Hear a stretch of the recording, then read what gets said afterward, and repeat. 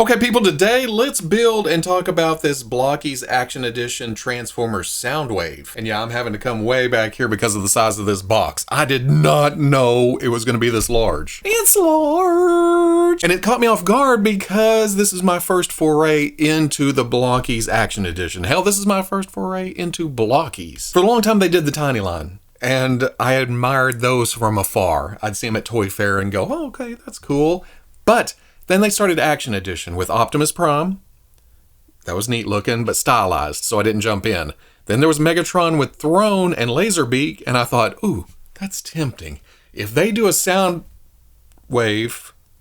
oof. So I was scrolling social media, I saw that they posted up 300 pieces as an initial run. You know, I had to jump in there. I think they're going to make more, of course. There's more coming.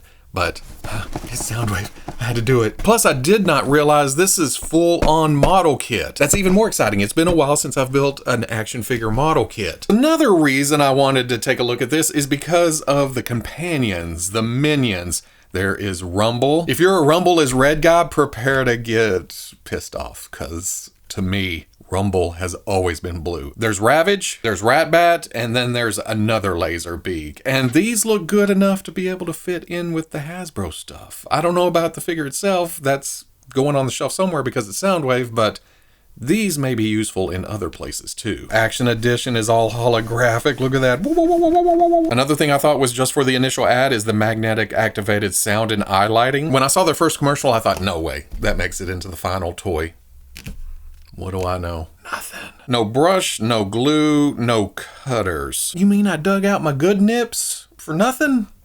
327 pieces. Warning, choking hazard, small parts. There should be some small parts if we're building it. On the side, I think that's another render, and then Transformers. More than meets the eye. On the back, action shots, promo pictures, more action shots, Soundwave looking all cool and some features, the tapes, the sprues, what is that? Exclusive weapons and accessories. I did hear about the human system. It's basically a skeleton for the Soundwave parts to mount onto. Hence that's all the parts. And then Soundwave looking all badass again. On the top, Beyond Infinity, the Legend of Cybertron. See, Blokees knows what's going on. Soundwave deserves that title.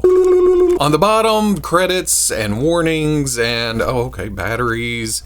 And don't do this, do that. Let's get this open, break it out, fix it up, put it together, see what's going on here. It's not quite like a model kit box, but it seems to have most of the model kit stuff. Light blue parts and some yellow, dark blue parts and some yellow. Red and blue and black, little black, lots of white, more blue. I'm starting to think that Soundwave guy is blue and white. And this is, oh, definitely tape pieces. More blue.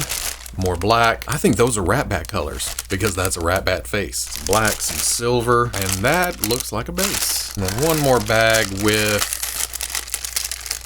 oh, big Decepticon logo. Please read all instructions before, what is going on? It's not ending. Just showing battery replacement and don't leave depleted batteries in, and, oh, all the different languages. Instructions show badass Soundwave and pressing the parts out, putting them together, module list, runners, and then yeah, past that is what we're used to.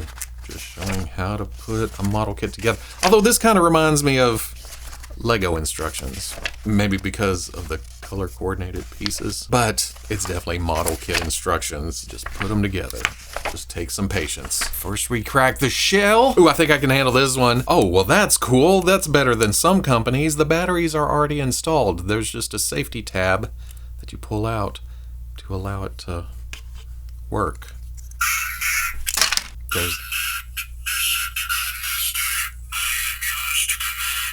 Okay. The light shines up.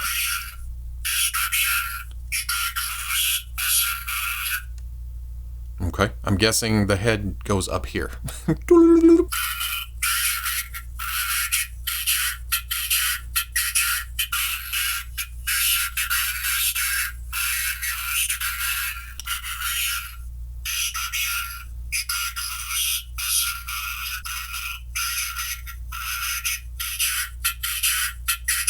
That is quite the stack of runners. And everything's color coordinated. A's are blue, B's are white, C, D, E, F, G. It's kind of out of order because H is all the black pieces, and there is a lot of those. I, J. Oops, there was another I over here, and I don't know why these are separate from... Oh, is that a different...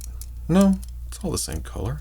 Huh. And like most figure models, we're going to start with the head. We need some H's and some A's and the F. Okay, it says don't need nips, so I'm gonna...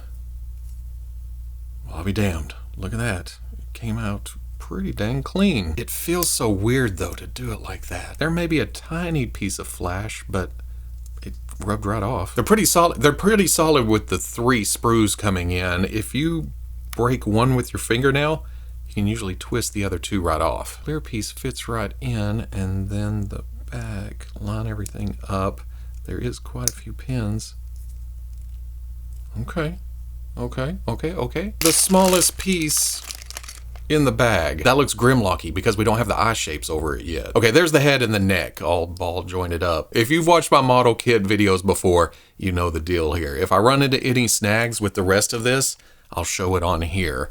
Otherwise, I'm gonna go, I'll show you the leg, I'll show you the arm, and then torso, and then putting it all together. I believe this is the ab section or something, but whenever you plug this T shape into this piece, make sure you put this triangle on the front. That's what it's calling out right there. And then on the next step, when you take this figure 8 piece or the double hoops, this has a slot in it. That peg right there is meant to be a stop for this turning. So it's not gonna fit into that slot. Whenever you bring whatever attaches to this down, it's gonna stop right there. This snaps onto here. Getting some of the parts to snap together all the way, yeah, there it was, is a bit tough, but I'm also okay with that, hoping they don't come back apart whenever you're messing with it later. But I'm seeing what's going on here. You can do this and wait. Oh, it extends. Okay, you bring that to here and then put that to here. That's probably close to neutral position. Unless I did that backwards, and then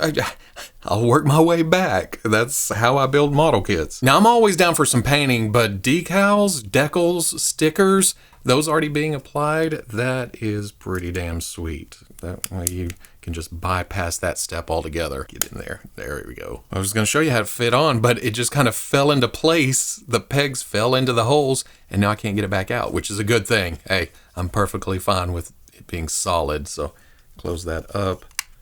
There we go. Time for my favorite, crotch components. It's been a while since I built a model kit, so I seem to be stumbling in quite a few places. This is the first step. This TIE Fighter piece right here, it's telling me to put it through here, and it's making sure to point at this, where I think it's pointing out this angle, but there's also an angle on this side. But on the piece, there's only an angle on one corner, and the other one seems to go straight up and down. So which one is more angled? Am I missing something? Is this me? Did I do something wrong? Or I think it's gonna go this way, or at least that's how I'm gonna put it. Seems to want to slide up and down. Now I'm calling it good. If I'm wrong, I'm wrong. Okay, I don't know if it's me getting rowdy, just popping pieces out, but I have gotten a few little bit of leftover pieces off the sprue, so I've just been kind of slicing those off, just barely. It doesn't take much. Is it safe to say that Soundwave has the most iconic crotch? I proclaim it. Today is Soundwave Crotch Day. Arm components. Actually not too complicated if you've built model kit joints or model kit limbs before. Although the connection at the top of the elbow is a slot. So I'm guessing that goes like that and then slides up and down in and out of the assembly piece. It was the same thing with the inside of the shoulder. I didn't realize what was going on until I snapped it together, and then I thought, oh, that goes in and out. So there's going to be some interesting articulation to this figure once it's built. And this wrist ball socket plate, your first instinct, or at least mine was, to do this and get it in there secure, but it's too long this way. It doesn't allow the two halves to pinch together. It actually goes like this, which makes a lot more sense once you do it. Again, man, I guess I am just rusty at this because this is taking twice as long as it probably should. Oh, but check out the in and out articulation of the elbow Oh, and I just figured out why. Because in neutral position, you could put it all together and the pieces probably look more seamless, less gappy. But when you go to bend the elbow, that pulls out of the assemblies and slides down. Oh, okay, I get it. Thankfully, you don't have to assemble each finger at the joint. They're in the sprues like this, and then once you knock them out, you can bend them at that knuckle and that knuckle. That is crazy. I do believe this is the inside of the hand, and of course I put the first ones on backwards, but thankfully it's a ball joint at the knuckle. If you do put them on backwards, you can just spin them around. Also, the best way I've found to put them in is to put them in like this. That way you can hear the pop get all the way in there and then push the fingers down. And once again, if I just read further into the instructions a little ahead, I'd see that the curve goes that way, not that way, with the pegs on the inside. Plug the hand into there and this into here, and we have an arm. Other arm! I know what that means. It's time for leg components. All right, I'm feeling the groove now. Look, I built a foot. Well, the skeleton of a foot. I will say it's tearing the shit out of my thumbnails though, or the skin under my thumbnails, because I'll take the piece and like pop like that, and it catches up under there, and just after 200, I haven't done all the sprues yet, there's 300 and something, but after doing more than half of those, oh, the module pieces still throw me though. When there's not a number underneath, I get lost. I pop this piece, and then went, wait, did I build this already? What? Thank you to Blokees for adding this. That reminded me, hey, there's pieces that's already put together. The rest of the leg, not too bad to put together. There's this neat little silver switch back here that does go up and down. But on what I think is this outer leg flap for speaker or something, there's this hinge piece, and it points out that this needs to go up. In the instructions, there's the speaker looking thing. There's that line right there with the extra detail to it. There's some tabs right here and here with a slight bit of springiness that I'm guessing you have to force in. Okay, yeah, and then it slides in and shuts. So I guess it opens up later like that. Can you pull it out a little further? And then for this other module piece, the joint that's already put together, I do believe that this orange line is calling out this little drop down piece. It looks like a cutout. Click, click, okay. Leg is a little bit more intricate with all the pieces and parts that go together, but it wasn't too tough to figure out, especially after the warm up of the arms. Leg! I love the yellows and the reds sticking out right there. And then again, silver, silver, silver. There's also some craziness to the thighs. The knee joint, you can get most of the way, like 90 degrees with just that part. But once you get past that and you start shifting this, the plates are like tectonic. They shift away from each other. I don't know if that's to add to the articulation. This gets out of the way or something, but watch once you start to straighten it back out. You get to here, and then that's some science top stuff right there. On the left leg, it's got a circle right there on that one, and that's the same as this one. There's a circle that's opposite of that little cutout piece. So I think I was correct the first time around. Click. Oops, not quite click. It's so nifty with the flip out speakers. And on this leg, there's the volume control, and it, no, that is so good. Now we have all the parts to assemble. Gotta be kind of careful with the flaps. Get in there, plug the leg in. And if you think it's in there, push a little harder because there's a second snap, or a more secure snap. Same thing with the arms. This shoulder pad's gonna get in the way and it's funky, or it feels, you know, slidey. So you don't wanna push on it. You wanna get that out and then put your finger on the outside and push in until you hear the snap. I'm gonna guess it's the same for the waist piece. Well, that was pretty apparent. I had a little off center and this ab piece was sticking out the side. I had to straighten it out a bit. And look at that in all its majesty. Rocket launcher. Some itty bitty joint pieces to put together, but it's not too bad. You just gotta make sure to line things up before you push them together. Unlike that, don't do what I do. Do what I say. Then you hide most of that inside the weapon. Closing it off, shutting it in. But It'll come back into play here in a minute. With it together, you can see the red right here, and you can either mount it on the back like the old battery packs, or flip that out and forward, or well, back. That's what plugs over the shoulder. We're getting there. Hold on. Concussion blaster. That had even more parts. Here, you push this in, you pull this back. There's a tab right there. You pull out, that becomes the handle. You can't pull too hard or the model comes apart. It's just one of those things.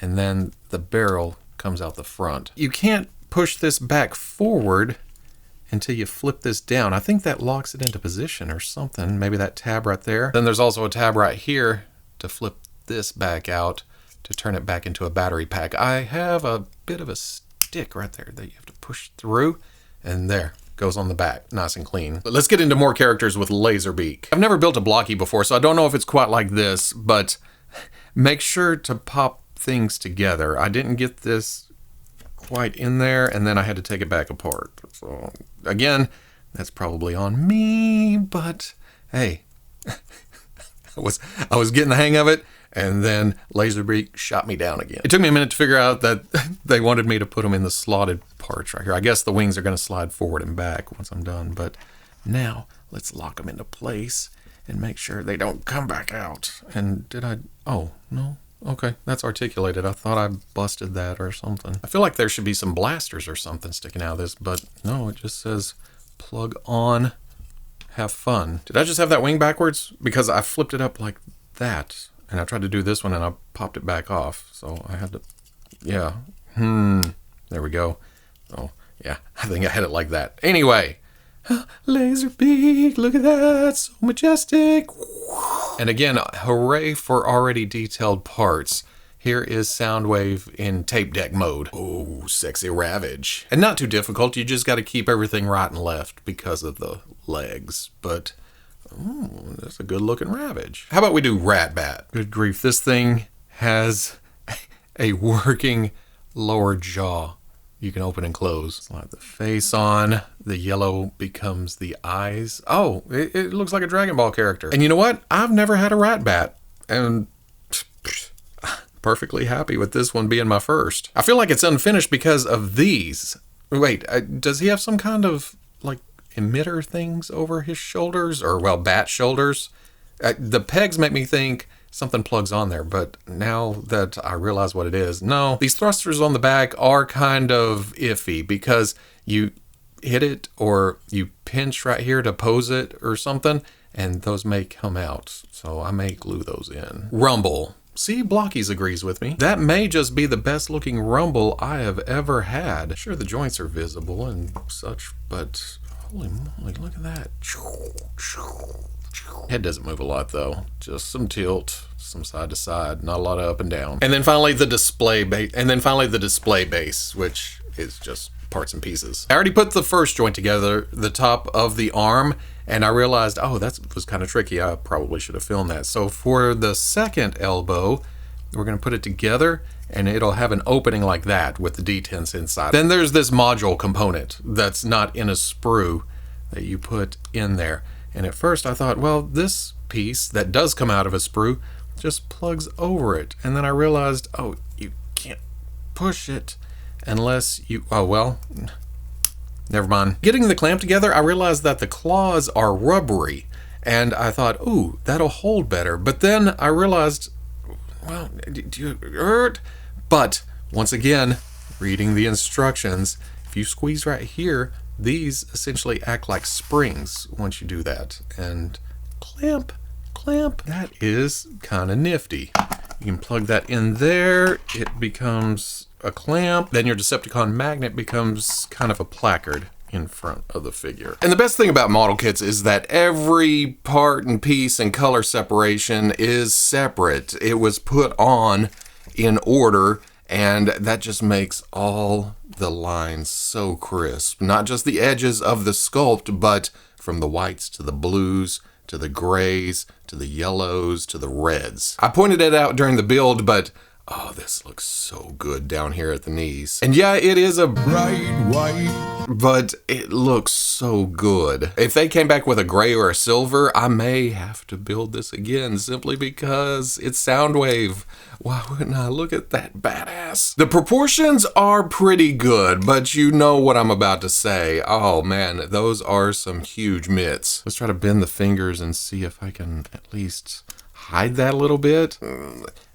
Doesn't help, does it? It doesn't hide it at all. In fact, it's kind of a funky fist. I didn't get the ends of the fingers bent very well. No, that's not any better. Still large hands. Maybe that's just the basic Blokees aesthetic because, again, this is my first hands-on with anything from them. This is my first test drive. Really, that's the only thing that stands out at me. The rest, I mean, basic Soundwave. And it's not like I'm supposed to mix these with other lines. We'll get to that scale-wise and style-wise, but I may have to get more Action Edition Blokees to go with Soundwave because this is cool. That's what I needed, you know, start another line, get all the major players again in a different form factor. Going over articulation, there is a ball joint at the top of the neck and then another one down at the bottom. Together, it looks up a little, down slightly, tilt, left and right. We talked about the shoulder joint, or well, the cover piece is interesting because it slides out away from the body to reveal a butterfly joint that goes back and forward that of course swivels all the way around. Hinge right there, that kicks up to about there. And then the arm itself on the outside of the assembly kicks it up the rest of the way to about right there. Bringing the arm back down, the shoulder pad will look weird. You'll have to put it back into position. Bicep swivel. There's also some moving parts to the elbow, and it may have been extended down a bit. So if it looked weird when I was looking at it a minute ago, it's because it was pulled down. But if you hinge the elbow, it comes to right there. But if you keep pushing, you can come out like that and down, and it also pulls out of the top to go about that far. When you straighten it out, it'll look long, or you can leave it like that. It's just a little gappy, and it brings the hands down to here. But to get it back into position, you just push it up. There's a ball joint at the wrist that rotates around and then swivels. The thumb is on a ball joint that goes out and in and up and down a little bit, and then each finger is jointed at each knuckle. So here, here, and here. Come around and go to here, or you can straighten it out all the way. The torso / waist can get kind of funky because this is essentially just a cover piece for the double hinge joint thing. So you can crunch forward fairly nice for a blocky type character, and then there's also arc back. But you see that opens up and this wants to do its own thing. If you come back forward, you gotta kind of fight it to cover again because it's sticking out of the side of the chest. Then when you move the chest down to get around it, the other side pops out. So there we go. And now that I've done that, you can see it's barely separated from where it houses over the pin. If we take that back apart, see, that is supposed to be down over that. And there's also some rocking to that for more tilt because your pin here also goes side to side a little bit. Oh, maybe I had that backwards. See this cutout right here? I think that's supposed to go around that. Am I fighting myself again? Now that I've turned that piece around, it is a little easier. So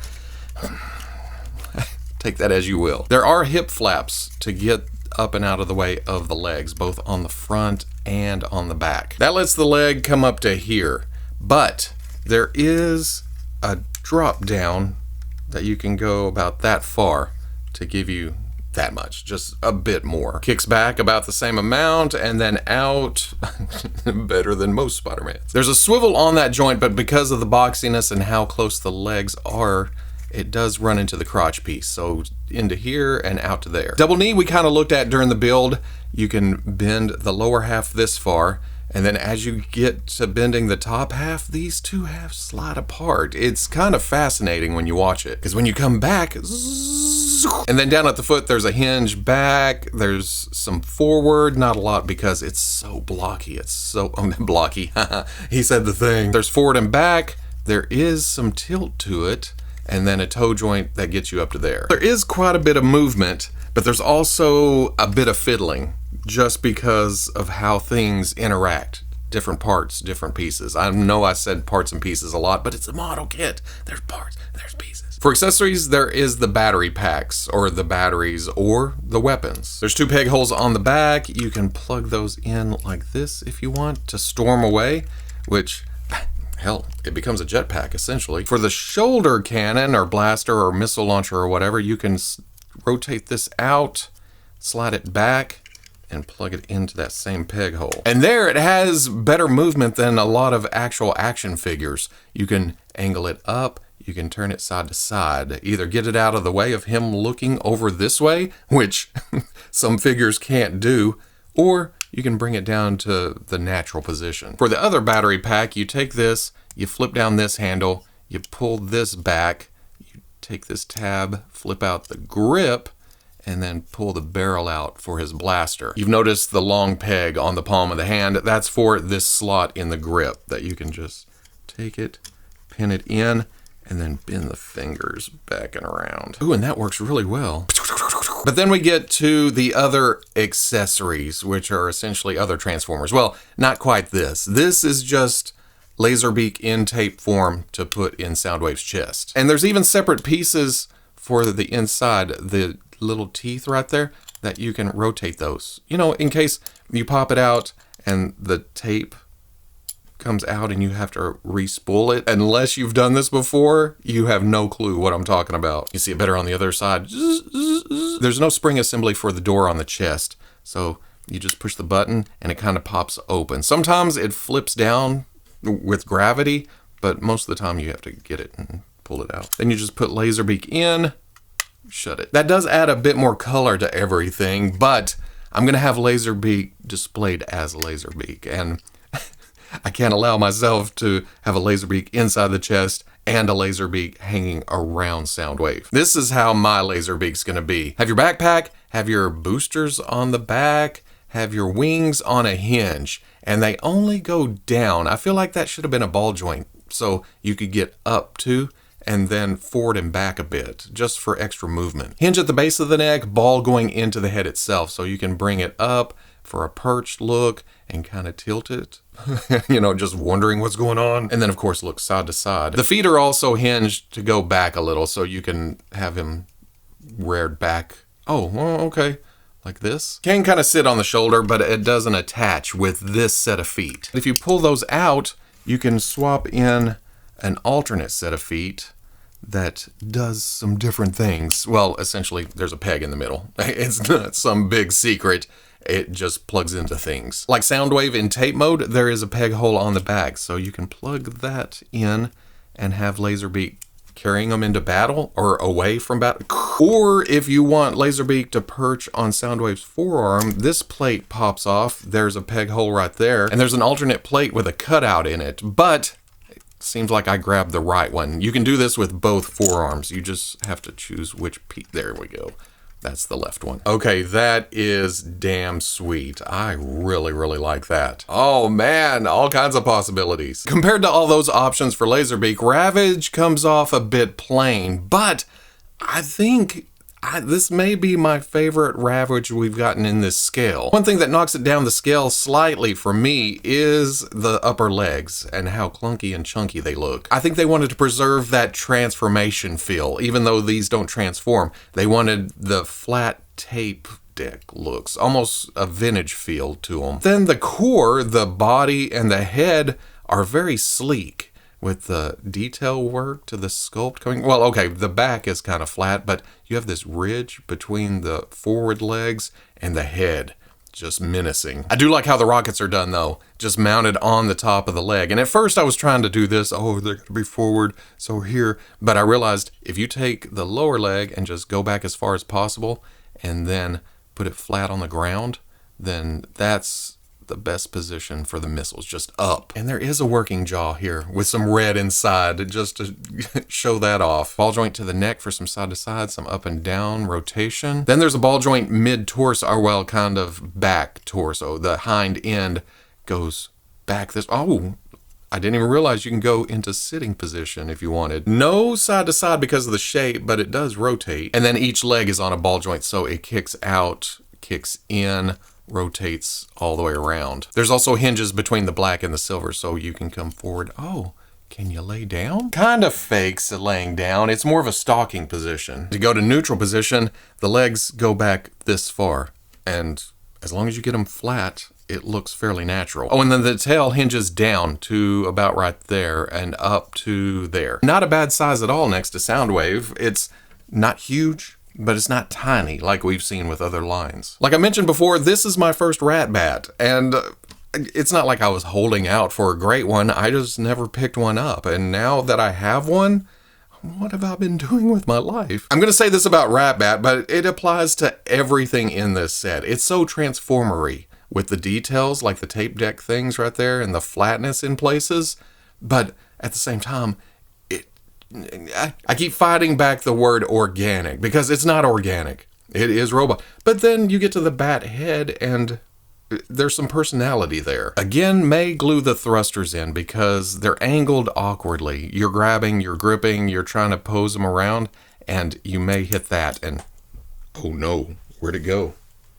Not today, Carpet Monster. Not today. With Ratbat, the feet hinge forward and back. The head's on a ball joint so you can look down a bit, some up, some side, some side. Don't forget about tilt. Very nicely done. The wings hinge up to about right there and then down to here. And then there's a hinge mid-wing that goes back and forward. It makes me wonder why Laserbeak's wings can't go that far forward and back, up and down. But they did put the hinge in a position to where you can have the wings down and forward enough to sit, to perch, and I like that. But it doesn't come with Laserbeak's feet options. It's just tiny little flat spots that you have to kind of balance around. And okay, look, I did it, but it's not gonna stay for very long. Plus, I don't think of Ratbat as perching like this. He's his own thing. He's gonna be off doing something else, scheming. And then there's Rumble, who I think is the best Rumble I've ever had. Sure, there's ball joints exposed at the elbows and you can see some gap at the ankles, but that allows for movement. Look, he has better tilt and forward and back than Soundwave himself. Then there's the little details that make it unmistakably Rumble, like the paint detail around the chest with the tape nipples. There is a Decepticon logo right there. Have a kind of a smirky face with red eyes. Have the blasters plugged into the back. That looks fantastic, but I don't think this shows it in the instructions, but you can pull them off and give them to him as pistols. Just a good looking robot and nicely sized because, you know, and like I hinted at, nicely articulated, except the neck. There's no gap there, and there's a blockiness. He said it again. So this is about as far as Rumble looks down. There is slight up, you saw that, right?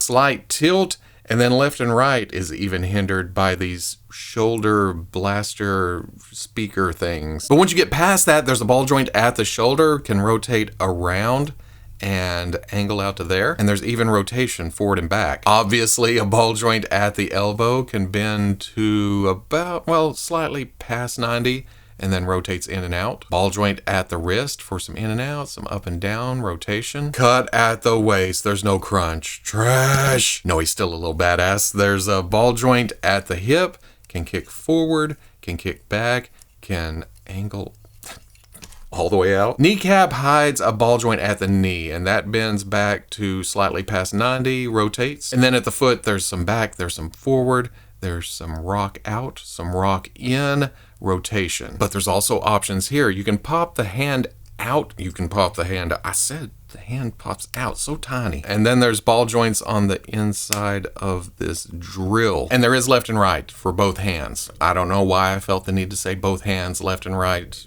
means both sides. And pulling these back out, that ball joint is tight as hell, and that is sharp. My thumbs have been taking a beating. Oh, but we're not done. We also have pile drivers. And yeah, they do extend down for different posing options. There's also this flap right here that you open up in order to mount to the arm. You take that, you kick that out, you turn the elbow, bring it down, push that into there, and then close that hinge, and Ba-boom. So there is a bit of transforming action going on. I wish the neck would look up a bit more so it could be crunched down doing the... But you can still make it pretty dynamic with those attached. And then to take them back off, you just pull. That door opens up, the arm comes out. For other figure features, there are these fold out or flip out speakers on the legs that are kind of nifty. I don't know if I'll ever use these, but it's neat. It's just something extra. But then there's the electronics that caught me off guard. If you take this symbol, it's got a magnet in the peg part, and if you touch the chest, the eyes light up. But then as you touch it more, the sound effects kick in and the blinking eyes.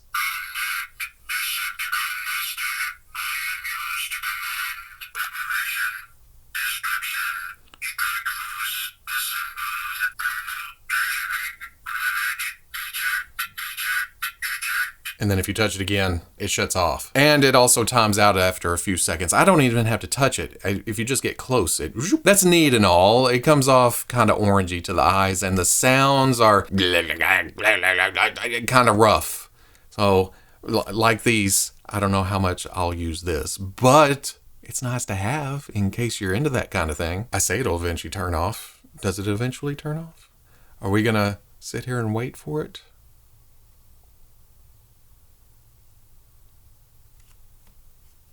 There it went. Okay.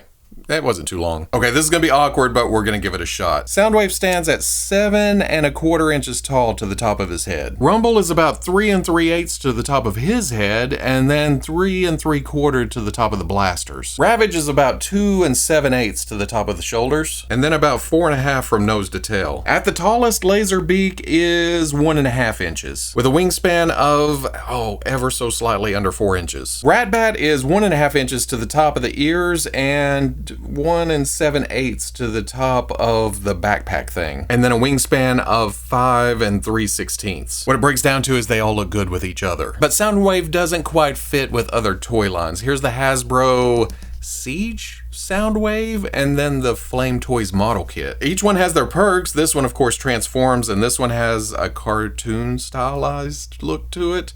But they are smaller than this Action Edition Blokees Soundwave. But it's smaller than Masterpiece Soundwave, and this is the Toys R Us exclusive version. And then here's Soundwave with the Yellow Park AMK series Megatron and Optimus Prime, not the Pro Series ones with the extra paint and the die cast and all that. This is fudgeable if you like your Transformers leaders bigger than the troops, but this is too small. Its proportions are off from these two. These are taller, lankier head sizes. Plus, I gotta think that Yellow Park is gonna do an AMK or a Pro Soundwave, right, to go with these two, and the rest of them, Starscream and Bumblebee. Sometime, Yellow Park, please. The cassettes are kind of more in scale with each other. Here's the Blokees, here's the Hasbro, here's the Masterpiece. The Masterpiece has that kind of realistic feel to it, but I've always had this loosey-goosey foot that goes side to side. But look at that head.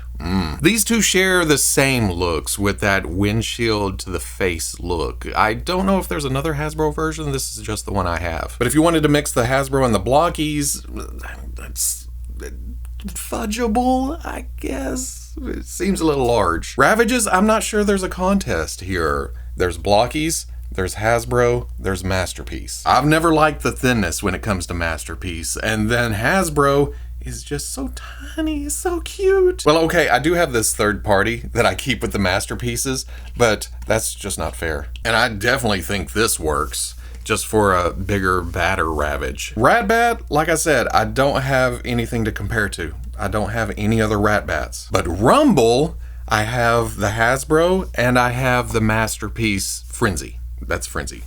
Don't argue with me. And again, the Hasbro one is just so, look at it. Do you turn into a watch? I only have him here because I don't have the ground pounders on him. Here's that comparison. And just like Ravage and just like Laserbeak, there's one loosey-goosey joint on the Masterpiece Rumble. But it looks good. I've had it in the display with all my other Transformers forever.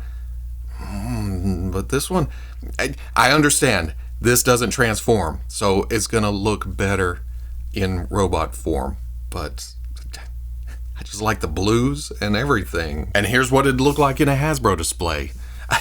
Again, this is older Soundwave Siege. It's all dirty. I do believe I have an updated one, but I don't think I've opened it yet. The Transformers display is way behind on getting updated. So at the end of the day, it's another Soundwave, and I'm just a Soundwave kind of guy. I do wish there was a better way to display Ratbat. I like this. It's very, you know, everybody come to here, but I wish that had another set of feet with a peg in it so you could have them flying. Because Laserbeak got it, and I understand Laserbeak's a lot more known in the grand scheme of things, but Ratbat flies too. But as my first and only Ratbat, I'm pretty happy with it otherwise. Half of this package does have the mix and match factor. You can take the cassettes and put them in other collections. You can put them with your YOLO Parks. You could put them with your Masterpiece, really, if you wanted to. I know it doesn't have near the detail, but size-wise they work. And I think most of these do fit with the Hasbro collection. Laserbeak is slightly large with that Soundwave, but the rest, boom, go right in. But Soundwave doesn't really fit anywhere else. It's its own thing. It's close to YOLO Park like I showed, but the size of the head, the style, the proportions, it doesn't quite fit. YOLO Park is going for straight up G1 cartoon style. This is stylized, but not as stylized as the Flame Toys model kits. So Soundwave will be by himself. The rest of them will enhance the rest of my Transformers display. So that's how I'm going to use it. But that may be just me. You may be looking at it as, well, there's another damn Transformers line. I like the YOLO Parks. You don't have to get this. The price is nice for what it is, but that also goes for YOLO Park. It's more budget friendly. But are they going to get to the C-listers, the D-listers, or are they just going to do the main characters again and call it a day? So many things up in the air, so many factors when it comes to Transformers collecting. So I think if you want to build the universe, Hasbro's the best way to go, or Masterpiece if you go back and buy a bunch of the older ones. But if you're wanting a certain style for the A-listers, then there's options out there. I think I just ran around in circles.